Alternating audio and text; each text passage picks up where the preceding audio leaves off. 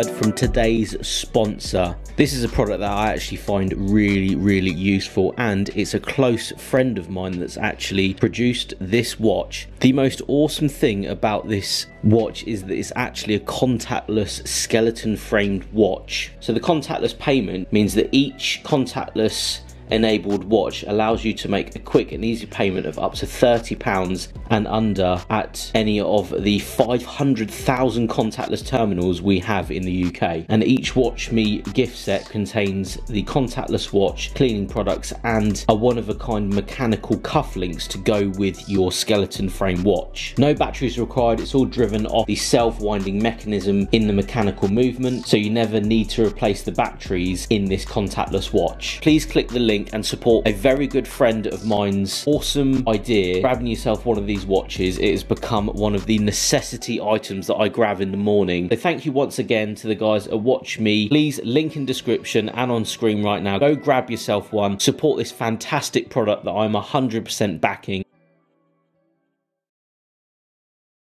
Right guys, welcome back to the channel. Today, would you like to introduce yourself? Yes, I'm Rich from Days. And he has built, you have built this at the end of the day, haven't you? Yeah. A 430 brake horsepower, K20 turbocharged Mitsubishi Colt.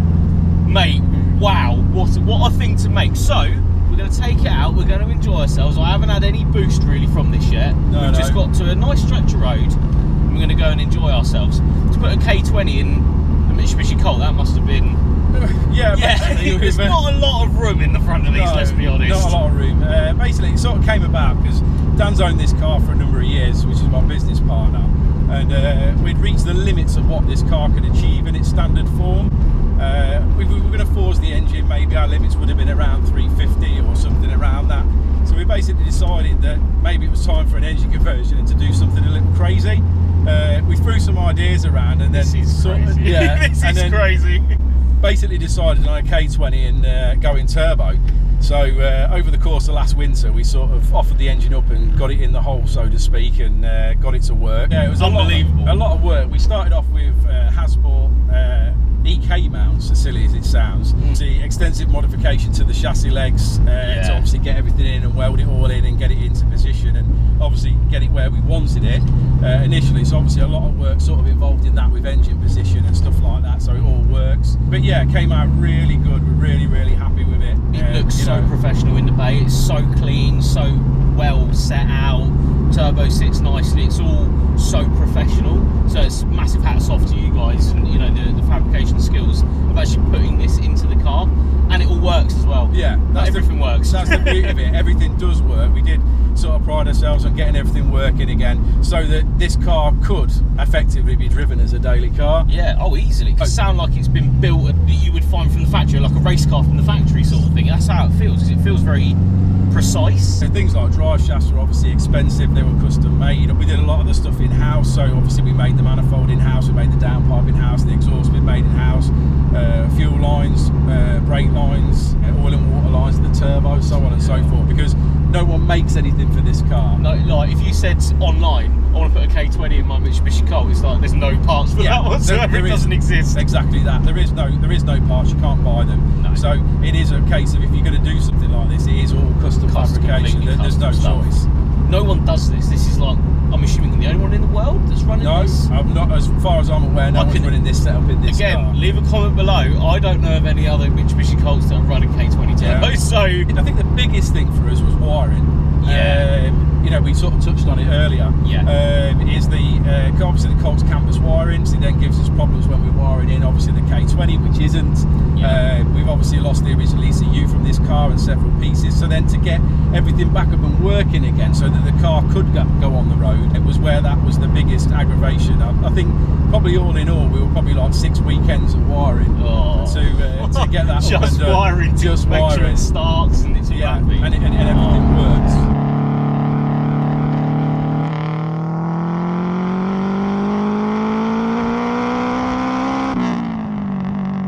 K20 itself, relatively standard block. Yeah, totally stock. We obviously bought the engine and box second hand, cleaned everything up, obviously painted it, put it back in the car. Unfortunately, this car at the minute is on an open diff, which is a little bit of a shame. It's a bit of a... Yeah, it's a little bit sort of pulley all over the road. We're definitely limited cars, but it will be after show season. We wanted the car for show season. We're still doing shows, so because this is like mid-build at the moment. There is still bits to do, and still bits to finish. So once we get obviously the last couple of bits off it over the winter, which is what we intend on doing, and getting bits finished, you know, we'll be out again. You know, we'll be just showing the car off this year, really. Yeah. It used to have bucket seats and everything in it, but you've put the full interior back in because you actually wanted to take it on the road and it not be horrible. That's right. It's actually roadworthy. It's comfy in traffic, like on the motorway. It's not that bad. The main criteria was I want to be able to use the car. Yeah. I want to be able to pick my kids up from school, take my kids to school, you know, do the normal stuff that I want to do in it. I'm not going to use it as a daily, but if I wanted to use it for a daily commute, it's an option. Plus, the sound sounds like Subaru-y because it's not equal length headers. Yeah, we made the manifold ourselves, and obviously because of the restraints within the Colt engine bay, you know, it's slightly different to the normal K20 manifold, and therefore gives just a slightly different sound. But I'm sure, as you can appreciate, when space is at a premium, you have to sometimes compromise on things to, you know, to achieve the end goal. To be honest, the compromise is that it sounds like no other K-swap I've ever had in my life.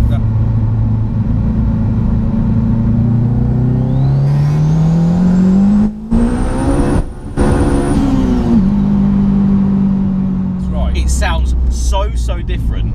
I quite like it. It doesn't sound Civic-y. No. And K20-y.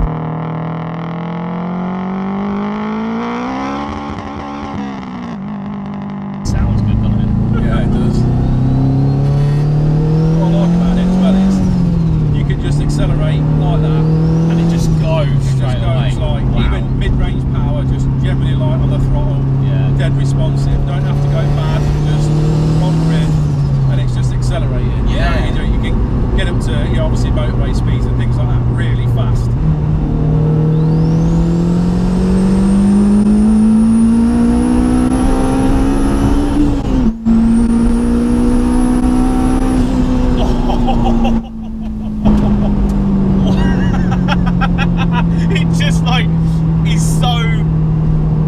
Progressive through the rev. It's like it just goes.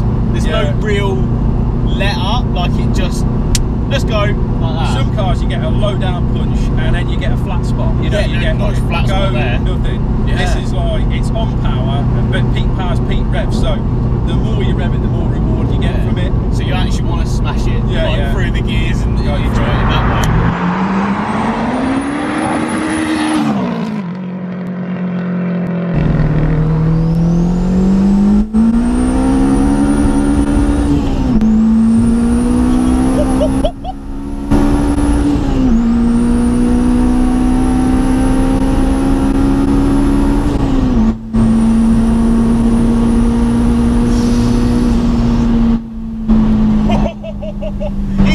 Even up there, it just does not stop going, does it? No. Oh my god! Wow! God, this thing goes. That's impressive. It just doesn't let up. No, not at all. Like at any speed, in sort of any gear, any rev, it's like, yeah, all right, then let's go. But it doesn't make a song and dance about it, which is what I was expecting. A lot more. Yeah. Oh my god, like this. It doesn't actually do that. It just plants its power and goes. It goes. I mean, a lot of that can be down to obviously mapping. Again, we've obviously mapped in-house, so we've mapped boost by gear, which this car's got. So obviously we're reining the boost up a bit in each gear as we go. That's why when you get higher up in the gears and in the revs, it's so much more